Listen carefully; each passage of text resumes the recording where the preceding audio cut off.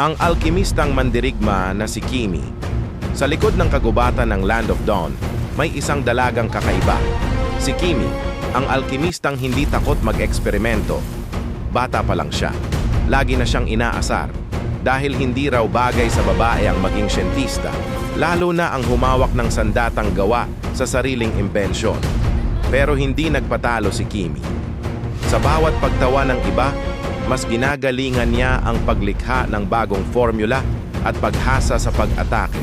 Isang gabi, habang nagsasanay siya, biglang may lumitaw na makapal na ulap ng enerhiya sa langit. Isang pulang liwanag ang bumagsak sa gitna ng kagubatan. Agad tumakbo si Kimi, dala ang kanyang chemical spray gun, handang harapin kung anumang panganib iyon. Pagdating niya sa lugar, bumungad ang isang nilalang na puno ng kadiliman. Isang demonyong sumisipsip ng enerhiya ng Land of Dawn. Kailangan kong pigilan ito, bulong niya. Kahit ramdam niyang nanginginig ang kanyang kamay.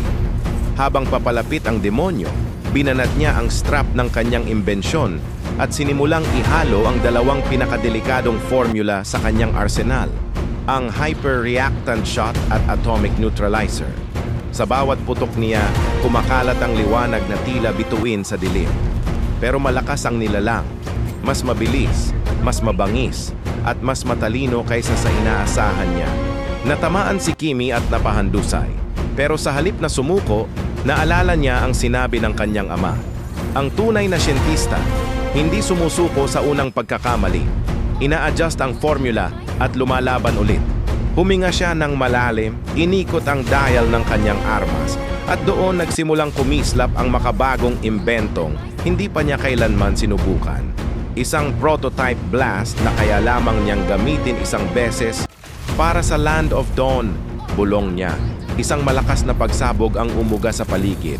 Nang mawala ang usok, naglaho ang demonyo at nanatiling nakatayo si Kimi, hingal, nanginginig, pero matagumpay. Pagbalik sa kampo, sinalubong siya ng mga kasama, hindi na bilang kakaibang batang siyentista, kundi bilang bayani.